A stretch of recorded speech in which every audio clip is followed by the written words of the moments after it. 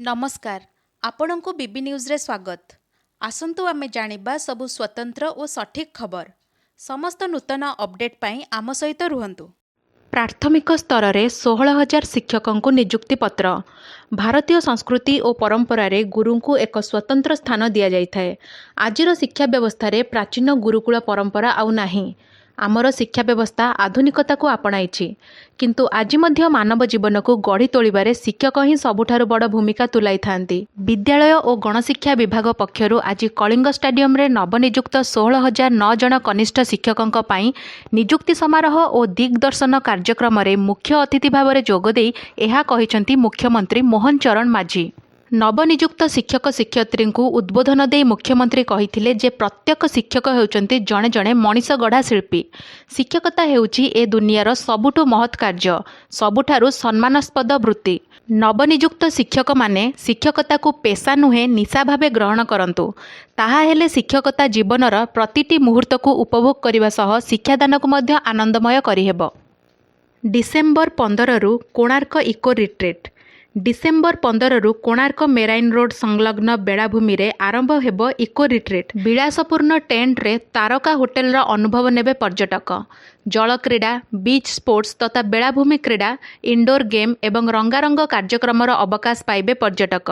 3 मास पर्यंत पर्यटक समुद्र कूल रे विलासपूर्ण टेंट रा अवकाश काटिबा सह क्रीड़ा और सांस्कृतिक कार्यक्रम मजा उठाइबे। 12 जिले में सीडीएमओ नाहांती। शिशु भवन रे भी कामचला अधीक्षक। राज्य रे एबे अधिकांश मेडिकल कॉलेज रे उभय मेडिकल शिक्षा और प्रशासनिक व्यवस्था जड़े जड़े व्यक्ति हाथ में रही आसुची। जड़े व्यक्ति उभय अध्यक्ष और अधीक्षक दायित्व संभाळुछंती। एहा सहित राज्यर 12टी गुरुत्वपूर्ण जिला गंजाम, गजपति, कोरापुट, मालकानगिरी, नवरंगपुर, भद्रक, केन्द्रापड़ा, जगतसिंहपुर, झारसुगुड़ा, सुवर्णपुर, जाजपुर, कलाहांडी जिले में सीडीएमओ पद खाली पड़ी। राज्य रे 13टी सरकारी मेडिकल कॉलेज रही। एसीबी रे जुलाई मासरे डीन तथा अध्यक्ष प्रोफेसर डाक्तर प्रसन्नजीत महांती अवसर ग्रहण करिवार मासक परे अध्यक्ष भावे प्रोफेसर डाक्तर लुसी दास को सरकार नियुक्ति देइछंती। तेबे अधीक्षक अवसर नेबा परे सेही स्थान खाली पड़िथिबारु डाक्तर दास को उभय अध्यक्ष और अधीक्षक दायित्व दिया जाइछि। एसीबी समेत 4 मेडिकल कॉलेज रे जनक हाथ में अध्यक्ष और अधीक्षक दायित्व। शिशु भवन रे भी कामचला अधीक्षक। पीएम किसान योजना रे समस्त योग्य चाषी सामिल हेबे। मुख्यमंत्री प्रधानमंत्री नरेंद्र मोदी आज महाराष्ट्र वासिम ठारे पीएम किसान सम्मान निधिर 18तम किस्ती प्रदान करिसेंती। एही कार्यक्रम रे देशर 9 कोटी 40 लाख कृषकों को 20,000 कोटी अधिक अर्थ हस्तांतर करा जायछि। एही अवसर रे भुवनेश्वर रे आयोजित कार्यक्रम रे मुख्यमंत्री मोहन चरण माझी कहिथिले जे पीएम किसानर 18तम किस्ती प्रदान उत्सव को सारा देश पीएम किसान उत्सव दिवस रूपे पालन करुछि। एही योजना माध्यम रे वर्ष को 3टी किस्ती रे 6,000 टंकार सहायता प्रदान करा जाउछि। कृषकों विकास और दारिद्र्य ह्रास प्रक्रिया को त्वरान्वित करने निमंते केंद्र सरकार एही योजनार आरंभ करथिले। आज 18तम किस्ती प्रदान जरिया रे ओडिशार 31,51,700 चाषी उपकृत हेले। पूर्वरु बरगड़रू दिया जाइथिबा 17तम किस्ती रे राज्यर 29 लाखरू ऊर्ध्व चाषी उपकृत होइथिले। पीएम किसान योजना सहित राज्य सरकार राज्य रे सीएम किसान योजना मध्य कार्यकारी करिसेंती, जेउथिरे क्षुद्र एवं नाममात्र चाषी को 2टी किस्ती रे 4,000 टंका प्रदान करा जाउछि। एही अर्थ सीधासळख चाषी बैंक अकाउंट को सूचना और प्रजुक्ति विद्यार प्रयोग रे संपूर्ण स्वच्छतार सह हस्तांतर करा जाउछि। भोर 5टारू धाड़ी रे न रहिले होई पारुनी केवाईसी। भारतीय स्टेट बैंक बौद्ध ब्लॉक लक्ष्मी प्रसाद पंचायत नारायण नगर जन्नापंक शाखा रे केवाईसी पाई महिला को लंबा धाड़ी रे रहिबाकु पड़ुछि। भोर 5टारू लाइन रे न रहिले केवाईसी अपडेट होई पारु नाही।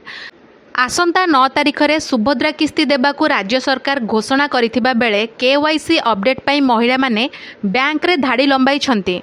बैंक पूर्वाह्न 10टारे खोलिबाकू थिबा बेले महिला माने भोर 5टारू केवाईसी पाई आवश्यक कागजपत्र धरी धाड़ी बांधुछंती। दीर्घ 5 घंटा परे बैंक खोलिबा परे महिला माने केवाईसी करुथिबा देखिबाकू मिलिछि। बैंक रे टोकन व्यवस्था करा जायछि, तेणु एही टोकन पाइबा पाई 5 घंटा पूर्वरु महिला माने लाइन रे रहिबा आश्चर्यर कथा। आलू मिशन 3 वर्ष अवधि बढ़ाइले राज्य सरकार। ରୋଷେଇଶାଳାର ଅତି ଗୁରୁତ୍ୱପୂର୍ଣ୍ଣ ପରିବା ଆଳୁ ସଂକଟର ମୁକାବିଲା କରିବା ପାଇଁ ରାଜ୍ୟ ସରକାର ନୂଆ ଯୋଜନା ପ୍ରସ୍ତୁତ କରିଛନ୍ତି। ଆଳୁ ମିଶନ ଅବଧିକୁ 3 ବର୍ଷ ବୃଦ୍ଧି କରିଛନ୍ତି। ଏଥିସହିତ ରାଜ୍ୟରେ ଆଳୁ ଉତ୍ପାଦନ ବଢ଼ାଇବା ପାଇଁ ଉତ୍ତରପ୍ରଦେଶ ଏବଂ ପଞ୍ଜାବରୁ ବିହନ ଆଣିବାକୁ ନିଷ୍ପତ୍ତି ନେଇଛନ୍ତି।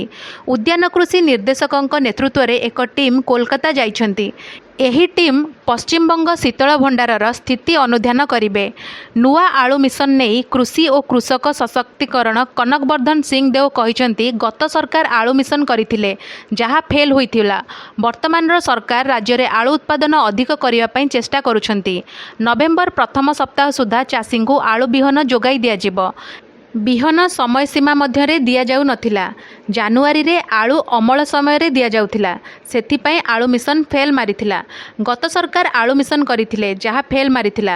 ବର୍ତ୍ତମାନର ସରକାର ରାଜ୍ୟରେ ଆଳୁ ଉତ୍ପାଦନ ଅଧିକ ପାଇଁ ଚେଷ୍ଟା କରୁଛନ୍ତି। ମହଙ୍ଗା ପଡ଼ିଲା ମାତ୍ରାଧିକ ଖଣିଜ ଉତ୍ତୋଳନ, 24 କୋଟି ଟଙ୍କା ଜୋରିମନା ନିର୍ଦ୍ଦେଶ। ବର୍ଷ ବର୍ଷ ଧରି ବେଆଇନ ଭାବେ ଖଣିଜ ପଦାର୍ଥ ଉତ୍ତୋଳନ ହେଉଥିଲା। ଏପରିକି ଧାର୍ଯ୍ୟ ନିୟମ ବାହାରେ ଲକ୍ଷାଧିକ ଘନମିଟର ପଥର ବାହାରକୁ ଚାଲାଣ କରାଯାଇଛି। ତେବେ ବିଭାଗୀୟ ଅନୁସନ୍ଧାନ ଏବଂ ଜ୍ଞାନକୌଶଳ ଆଧାରିତ ସର୍ଭେ ଦ୍ୱାରା ଦୁର୍ନୀତି ଧରାପଡ଼ିଥିବା ବେଳେ ଜିଲ୍ଲା ଖଣି ବିଭାଗ ଜୋରିମନା କଷିଛି। ନୟାଗଡ଼ ଜିଲ୍ଲାର ବହୁଚର୍ଚ୍ଚିତ କାଶିଆ ପାହାଡ଼ ପଥର ଖଣିରୁ ବେଆଇନ ଖନନ ଅଭିଯୋଗରେ 24 କୋଟି ଜୋରିମନା କରିଛି ନୟାଗଡ଼ ଜିଲ୍ଲା ଖଣି ବିଭାଗ। ଏହି ସଇରାତକୁ ବେଣୁଧର ପ୍ରଧାନଙ୍କ ନାମରେ ନିଲାମ ଦିଆଯାଇଥିବା ବେଳେ ସରକାରୀ ନିୟମ ବାହାରେ ଏଠାରୁ ଲକ୍ଷାଧିକ ଘନମିଟରରୁ ଉର୍ଦ୍ଧ୍ୱ ପଥର ଉତ୍ତୋଳନ କରାଯାଇଥିବା ଏବଂ ଏହାକୁ କ୍ରସର ଅଞ୍ଚଳରେ ଜମା କରାଯାଇଥିବା ଭଳି ସାଂଘାତିକ ତଥ୍ୟ ସାମ୍ନାକୁ ଆସିଛି। ଢିଙ୍କିଆ ସରପଞ୍ଚ ନିର୍ବାଚନ, ବିଜେଡି ବିଜେପି ସମର୍ଥିତ ପ୍ରାର୍ଥୀଙ୍କୁ ହରାଇଲେ ପିଙ୍କି ଦାସ। ଜଗତସିଂହପୁର ଜିଲ୍ଲା ଏରସମା ବ୍ଲକର ଢିଙ୍କିଆ ପଞ୍ଚାୟତ ନିର୍ବାଚନରେ ବିଜୟୀ ହୋଇଛନ୍ତି ପିଙ୍କି ଦାସ। ସେ ଢିଙ୍କିଆ ପଞ୍ଚାୟତର ସ୍ୱାଭିମାନ ମଞ୍ଚ ପକ୍ଷରୁ ଖୋଲା ବହି ଚିହ୍ନରେ ନିର୍ବାଚନ ଲଢୁଥିଲେ। ପିଙ୍କିଙ୍କୁ ମୋଟ 2927 ଖଣ୍ଡ ଭୋଟ ମିଳିଛି। ନିର୍ବାଚନରେ ବିଜେଡି ସମର୍ଥିତ ପ୍ରାର୍ଥୀ ଭାବେ ସୂର୍ଯ୍ୟ ଚିହ୍ନରେ ଲଢୁଥିବା ଶାନ୍ତିଲତା ବେହେରା 1881 ଖଣ୍ଡ ଭୋଟ ପାଇଥିବା ବେଳେ ବିଜେପି ସମର୍ଥନରେ ମାଛ ଚିହ୍ନରେ ପ୍ରତିଦ୍ୱନ୍ଦ୍ୱିତା କରୁଥିବା ବାସନ୍ତୀ ଖଟୁଆଙ୍କୁ ମିଳିଛି 1846 ଖଣ୍ଡ ଭୋଟ। ପଞ୍ଚାୟତର 23ଟି ୱାର୍ଡରେ 56 ଖଣ୍ଡ ଭୋଟ ନାକଚ ହୋଇଛି। ଗତକାଲି ଢିଙ୍କିଆ ପଞ୍ଚାୟତର 23ଟି ୱାର୍ଡର ମୋଟ 7968 ଭୋଟରଙ୍କ ମଧ୍ୟରୁ 6710 ଜଣ ମତଦାନ କରିଥିଲେ। ଆଜି ସକାଳ 8ଟାରୁ ସନ୍ଧ୍ୟା 5ଟା ପର୍ଯ୍ୟନ୍ତ ଏରସମା ପଞ୍ଚାୟତ ସମିତି କାର୍ଯ୍ୟାଳୟ ପରିସରରେ ସ୍ଥାନୀୟ ଏଜେଣ୍ଟ ଏବଂ ନିର୍ବାଚନ ଅଧିକାରୀଙ୍କ ଉପସ୍ଥିତିରେ ଭୋଟ ଗଣତି କରାଯାଇଥିଲା। ନିର୍ବାଚନରେ ବିଜୟୀ ହେବା ପରେ ପିଙ୍କି ଦାସ କହିଛନ୍ତି ଯେ ଏହି ବିଜୟ ଢିଙ୍କିଆ ପଞ୍ଚାୟତବାସୀଙ୍କ ସ୍ୱାଭିମାନର ବିଜୟ। ତେଲ $100 ଛୁଇଁବ।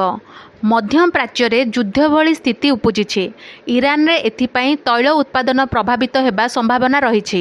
ଯଦି ଏହା ହୁଏ ତାହେଲେ ଆଗାମୀ ଦିନରେ ଅଶୋଧିତ ତେଲ ଦର ବ୍ୟାରେଲ ପିଛା $100 ଛୁଇଁବା ସମ୍ଭାବନା ରହିଛି ବୋଲି ଏକ ଆକଳନରୁ କୁହାଯାଇଛି। ଗୋଲ୍ଡମ୍ୟାନ ସାଚସ୍ ପକ୍ଷରୁ କରାଯାଇଥିବା ଆକଳନ ଅନୁଯାୟୀ ଅଶୋଧିତ ତେଲ ଦର ବ୍ୟାରେଲ ପିଛା $10ରୁ $20 ବୃଦ୍ଧି ଘଟିପାରେ। ଯଦି ଦୈନିକ 2 ନିୟୁତ ବ୍ୟାରେଲ ତୈଳ ଉତ୍ପାଦନ ହ୍ରାସ ପାଏ ତାହେଲେ 2025ରେ ଅଶୋଧିତ ତେଲ ଦର $90ରୁ $100 ଛୁଇଁପାରେ। ଯଦି ଦୈନିକ 1 ନିୟୁତ ବ୍ୟାରେଲ ଉତ୍ପାଦନ ବାଧାପ୍ରାପ୍ତ ହୁଏ ତାହାହେଲେ ଦର $85 ପାଖାପାଖି ରହିପାରେ। କିନ୍ତୁ ଯୋଗାଣରେ ଯଦି ସେଭଳି କିଛି ବଡ଼ ଧରଣର ଅସୁବିଧା ନ ହୁଏ ତାହେଲେ ଦର $70ରୁ $85 ମଧ୍ୟରେ ରହିବ। 2024ର ଚତୁର୍ଥ ତ୍ରୟମାସରେ ତେଲର ହାରାହାରି ଦର $77 ଏବଂ 2025ରେ $76 ରହିବା ସମ୍ଭାବନା ରହିଛି ବୋଲି କୁହାଯାଇଛି।